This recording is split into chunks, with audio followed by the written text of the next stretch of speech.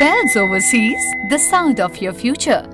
Hello everyone, this side Pankhuri from Bell. So today we will be going to discuss what is speaking. जी हाँ, speaking होती क्या है, हमें इस पे जवाब कैसे देना होता है, इसमें कितने पार्ट्स होते हैं, कितने क्वेश्चन होते हैं, कितने मिनट की स्पीकिंग होती है।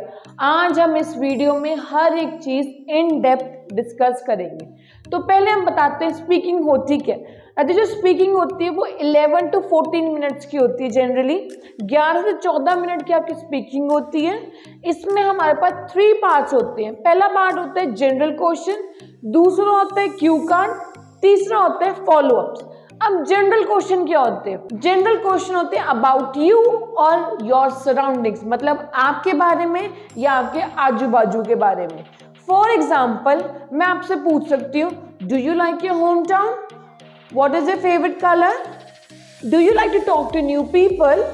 Do you like to sit or stand? Do you like pen or pencil? ये होते हैं जनरल क्वेश्चन जो मैं आपके बारे में, आपके सराउंडिंग्स के बारे में पूछ सकती हूँ। ठीक है, इसमें जब मुझे आंसर देने होते हैं, आंसर हमारे बहुत लेंथी भी नहीं जाने चाहिए बट बहुत शॉर्ट भी नहीं जाने चाहिए। फॉर एग्जाम्पल मैं आपसे पूछ लूँ what is your favourite colour, आपका ब्लैक, ये बिल्कुल इनकरेक्ट है। आपने ऐसे नहीं बोलना, आपने बोलना है My favorite color is black. I like black because it suits my personality and everyone compliments me whenever I wear black color. So आपने जब भी आंसर देना है जनरल क्वेश्चंस का 2 to 3 लाइन्स में आपका वो आंसर होना ही चाहिए, मस्ट है।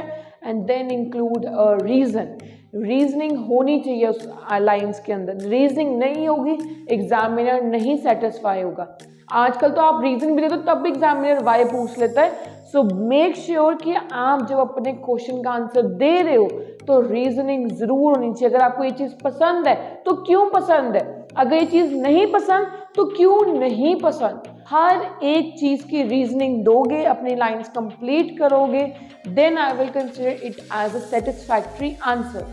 Now the second part is cue card. Now what is cue card? Cue card होता है कि आपको एक टॉपिक दे देंगे and you have 1 minute to prepare and you have to speak for 2 minutes continuously without any break. अब इसका मतलब क्या होता है कि आपको जब एक क्यू कार्ड दिया जाएगा, एक टॉपिक दिया जाएगा कि ये आपका टॉपिक है, आपने इस टॉपिक के ऊपर 2 मिनट बोलना है। ठीक है, अब ये आगे एग्जामिनर की मर्जी है, वो आपको 1 मिनट के बाद चुप कराता है, 1.5 मिनट के बाद चुप कराता है कि 30 सेकंड्स के बाद ही चुप कराता है। वो it totally depends upon the examiner, but we have to make sure कि हमारे पास 2 मिनट का क्यू कार्ड रेडी ही हो। ओके, सो क्यू कार्ड दिखता कैसे या होता कैसे है? क्यू कार्ड कोई सिचुएशन के ऊपर आ जाएगा, क्यू कार्ड किसी को डिस्क्राइब करने के ऊपर आ जाएगा। For example describe an old person you know and respect. एक ऐसा कोई ओल्ड पर्सन बताओ जिसको आप जानते भी हो, आप उसकी रिस्पेक्ट भी करते हो। नेक्स्ट, आपको नीचे यहाँ पे सब पॉइंट्स मिलते हैं, आपको पेपर में मिलेंगे नीचे सब पॉइंट्स, आपने उसके अकॉर्डिंगली अपना आंसर फ्रेम करना है। For example who the person is, वो कौन है, how do you know him और हर, आप उनको कैसे जानते हो, क्या रिलेशन है आपके साथ उनका। Next, why do you respect him और हर। सो ये एक क्यू कार्ड है, आपने इस क्यू कार्ड को पहले फ्रेम करना है। फ्रेम कैसे करोगे? You should at least add a general line. पहले आप एक जनरल लाइन ऐड करोगे। नाउ जनरल लाइन कैसे हो सकती है? I know many old person and it is in our culture to respect the elders. I not only respect the elders but the youngsters also. आप एक general line अच्छा start करो कि मैं बहुत सारे बुजुर्गों को जानती हूँ या जानता हूँ और ये हमारे कल्चर में, इंडियन कल्चर में है कि हम हर एक एल्डर की रिस्पेक्ट करते हैं और मैं ना ही सिर्फ एल्डर्स की बट यंगस्टर्स की भी रिस्पेक्ट करती हूँ। ठीक है, अब हो गया general line. Now next point है हु द पर्सन इज, वो कौन है। इसमें आप क्या क्या चीज़ें ऐड कर सकते हो? इसमें आप उनका नेम ऐड कर सकते हो, राइट, उनकी एज ऐड कर सकते हो, उनका प्रोफेशन या ऑक्यूपेशन आप ऐड कर सकते हो। ठीक है, उनके यहाँ पे पर्सनालिटी कैसी है, मतलब वो दिखते कैसे हैं, आउटर लुक कैसी है, ये सारी चीज़ें आप कर सकते हो ऐड। ऑलराइट, तो आप उसको कैसे फ्रेम करोगे? Like I know many old person, I respect all the adults because it is in our Indian culture. So today I'm going to talk about my grandfather. His name is this. His age is this. He is a retired colonel, he is a retired teacher, जो भी उनका occupation, then personality. आप कह सकते हो he is tall, handsome, he usually wears kurta pajama, he has grey hairs. ये चीज़ें आप इसमें describe कर सकते हो. अब relation पे, जैसे आपने बताया ये grandmother है, grandfather है, तो आप कहो he is my grandfather, I have been living with him since my childhood. ठीक है, since I was born. तो ये हो गया how do you know him और हर, आप उनको कैसे जानते हो. So you know them very well, right. पहले आपकी जनरल लाइन आनी है, देन आपकी ये चीजें आनी है, एंड देन आपका रिलेशन, वो आप उनको जानते कैसे वो चीज आनी है. Let's talk about last point, that is why do you respect him और हर. इसमें दो वेज है. या तो आप सिर्फ उनके करेक्टरिस्टिक्स के बारे में बता सकते हो, like he is very needy, he helps the poor person whenever they are in need, और you can say he is very motivating person, he always motivates the other person who feels demotivated, he is a very jolly kind of person, he likes to make environment very happy and very pleasing. ये आप points add कर सकते हो, right. And second way is आप points के साथ कोई story link कर दो. लाइक आप कह सकते हो he is very motivating person. I clearly remember I failed in my examination, I was down in the dumps. अब डाउन इन द डम्प्स का मतलब क्या था, बहुत दुखी थे, right. Then he came, he motivated me, he made me a time schedule, timetable which I followed, and after following that timetable I not only scored good marks, I topped in my examination. मैं ना ही से मैंने school में अच्छा perform किया, मैंने top भी किया अपने स्कूल में. ये एक मोटिवेटिंग के साथ एक स्टोरी हो जाएगी. आपकी मर्जी है, आपने इस वे में जाना है कि आपने पॉइंट्स के साथ कोई स्टोरी लिंक करनी है. Alright, so this is all about cue card. Now 2 things you should remember about cue card: never take a pause, don't say ऐसे नहीं आपने बोलना, बहुत गलत है ये चीज़, ठीक है. आप अपना क्यू कार्ड जो होता है बहुत फ्लुएंटली चलते हैं, एग्जामिनर का फ्लो होता है सुनने का, ठीक है. And second, do add some vocab, do add some idioms in it. I won't say कि आप बहुत भारी भारी वर्ड यूज़ करो, but use decent words, right. बहुत ही सिंपल में मत जाओ, बहुत ही एडवांस में मत जाओ. Take it in a very good way, मतलब एग्जामिनर को सुनकर भी मजा आए. आजकल क्या होता है, सब like such as like, no one is using connector. You should use connectors in your speaking. They should know about the different range of vocabulary, different range of grammar skills that you have. You should be able to perform, or you should be able to tell the examiner that you know what are the different range of grammars that you have or vocab that you have. Alright? And do add some idioms. Idioms such as part and parcel, that means very important. Over the moon, very happy. Down in the dumps, very sad. ये चीज़ें आपको use करनी आनी चाहिए. Alright? Now moving towards the last part of our speaking, that is follow-ups. So follow-ups होते क्या है? Follow-ups can be in 2 ways, right? First is can be related to the cue card.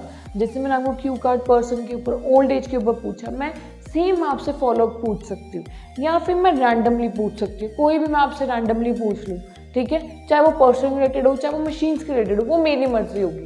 So it is totally based on examiner कि वो Q card related पूछेगा कि randomly पूछेगा. So for example, when I gave the paper, it was on, I got a cue card on person, but on the same hand I got the follow-ups related to passport, related to the additional documents, right? So it is not an hard and fast rule कि वो आपको Q card के related ही पूछेंगे, but yes, 90% chances are there that they will ask follow-ups related to your cue card.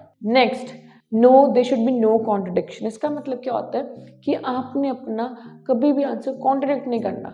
जिसको आप yes कह रहे हो उसको आगे जाके नो नहीं कहोगे. फॉर एग्जाम्पल, मैंने आपसे क्वेश्चन पूछा, आपने उसका आंसर येस का, and after 2 to 3 question I asked you the same question but in a different way, and then you said no. ये गलत है. For example, I asked you, do you think man are better decision making, तो mostly यहाँ पे answer होगा yes man are better. Girls कहेंगी no man are not better. And मैं इससे नेक्स्ट क्वेश्चन आपसे पूछूं, do you think there will be more women leaders in the future, तो यहाँ पे आप बच्चे जिन्होंने कहा yes man are better in decision making, और यहाँ पे कहते हैं कि yes there will be more women leaders in the future. ये कॉन्ट्रडिक्शन में, एक तरफ आप कह रहे हो कि लड़की अच्छा नहीं डिसीजन मेक कर रही है और मैन अच्छे, दूसरी तरफ कह रहे हो कि हाँ आने वाले टाइम में लड़की आगे आएंगी कि वो बहुत मेहनती हैं. ठीक है, तो इट इज़ नॉट मेरे को क्लियर व्यू नहीं आ रहा कि आप किसको सपोर्ट करना चाहते हो, किसको नहीं सपोर्ट करना चाहते, ऐसा वहाँ पे मत कर आना। अगर मैं आपसे पूछूँ do you think there will be more women leaders in the future, if I ask कि जैसे मैं आपसे पहले क्वेश्चन पूछा कि do you think man are better decision making, आपने इसका आंसर येस या नो में दिया।